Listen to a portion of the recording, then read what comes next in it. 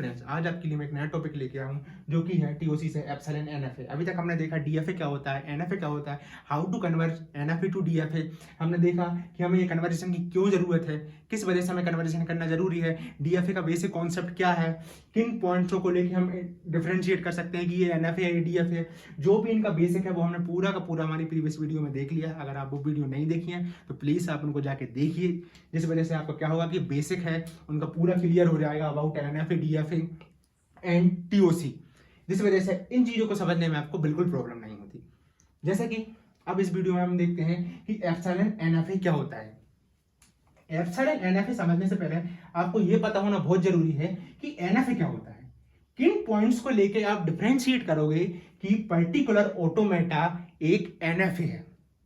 अगर आप ये डिफरेंशिएट करना अगर आप कर पा रहे हो तो फिर एप्सिलॉन एनएफए को समझना कोई बड़ी बात नहीं है, क्योंकि एप्सिलॉन एनएफए जो कि यहाँ पर जो कि एक एक्स्ट्रा बैड है, एप्सिलॉन ये एक एक्स्ट्रा फीचर एड ऑन करता है किसमें, नॉन डिटरमिनिस्टिक फाइनाइट ऑटोमेटा में। जो कि ये है कि अभी तक हमारा जो एनएफए था वो क्या था, सिंगल या सेम सिंगल इनपुट पर डिफरेंट स्टेज पर मूव करता था और डिफरेंट इनपुट पर सिंगल स्टेज पर मूव करता था। पर पर्टिकुलर इस एक्स्ट्रा बाइट एप्सिलॉन के जुड़ने से क्या हुआ कि अभी नल मतलब एप्सिलॉन इनपुट पर भी अपनी स्टेट चेंज कर रहा है।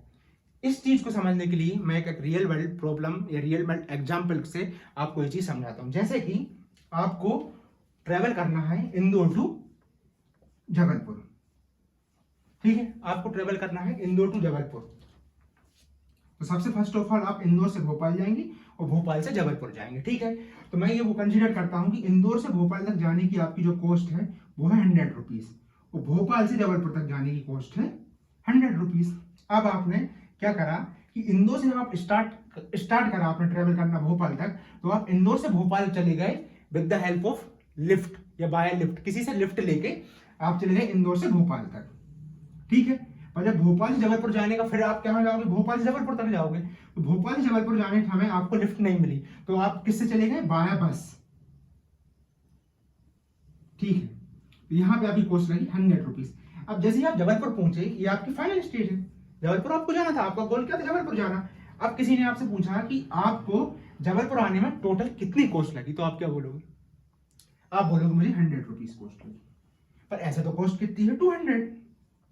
सो क्यों ऐसा क्यों हुआ, क्योंकि अब इंदौर से भोपाल किस में आ गए, नल फ्री में, एप्सिलॉन, समझ रहे हो ना, एप्सिलॉन आपको बिल्कुल पैसा नहीं देना पड़ा, नल, उस वजह से आप भोपाल आ गए और फिर वहां से आप आ गए 100 में जबलपुर। दैट मीन्स आप इंदौर से जबलपुर तक आ गए कितने रुपीस में, 100 रुपीस में। सो ये जो है, ये जो वर्किंग है, इस तरह की जो प्रॉब्लम है इनको सोल्व करने के लिए या इन क्राइटेरिया को फुलफिल करने के लिए क्या चीज डिजाइन करी गई, एप्सिलॉन एनएफए डिजाइन करा गया, ठीक है। अब इस एप्सिलॉन एनएफए जैसे कि हम जानते हैं कि एक्चुअल हमारी जो मशीन है वो किस चीज को सपोर्ट करती है, डिटरमिनिस्टिक फाइनाइट ऑटोमेटा में। तो इस चीज को हमें किस चीज में कन्वर्ट करना पड़ेगा, इस चीज में, और ये क्या है, डिटरमिनिस्टिक फाइनाइट ऑटोमेटा, और ये क्या है, epsilon finite automata.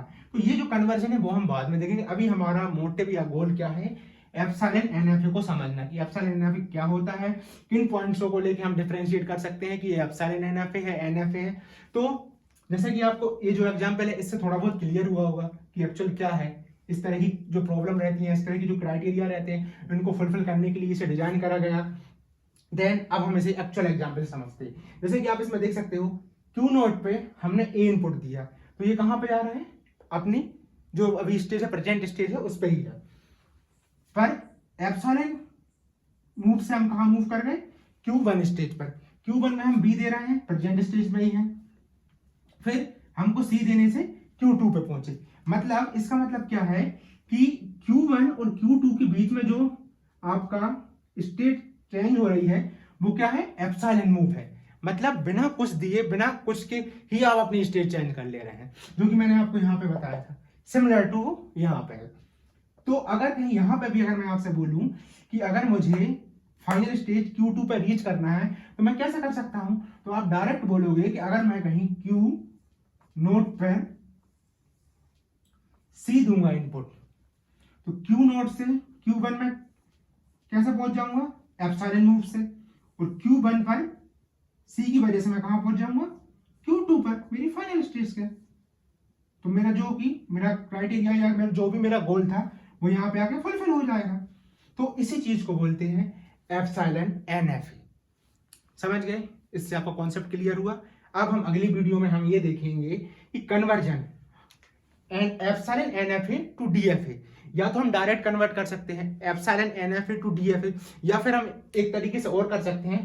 First of all epsilon NFA से हम कन्वर्ट कर लें NFA में, ठीक है, फिर हम कर लें DFA में।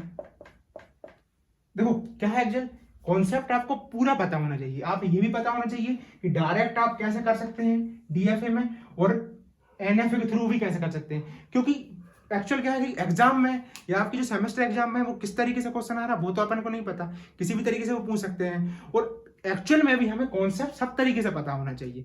अगर किसी चीज को हम पढ़ रहे हैं, समझ रहे हैं, तो एक्चुअल में हमें पूरा का पूरा बेसिक उसका पता होना चाहिए कि इसकी एक्चुअल वर्किंग क्या है, कहाँ पे इसका यूज है, और किस तरीके से डिफरेंट सिचुएशन में हमको यूज करना है। ये और यही तरह की ये अप्रोच से अगर हम पढ़ाई करना स्टार्ट करेंगे तो हमारे इस तरीके को ही बोला जाता है कॉन्सेप्चुअल पढ़ना, जिस वजह से हमें आगे चले कहीं भी प्रॉब्लम नहीं आएगी। और इस तरीके से पढ़ने से क्या होता है कि हमारा जो माइंड, जो ब्रेन भी है, वो भी ट्रेंड होता जाता है डे बाय डे, अगर आप ये अप्रोच पढ़ने की स्टार्ट रखोगे तो। सो प्लीज ध्यान रखें, अच्छे से पूरा पढ़ें। और अगली वीडियो में हम देखेंगे epsilon NFA to NFA, then उसके बाद हम देखेंगे how to convert epsilon NFA to DFA। Thank you.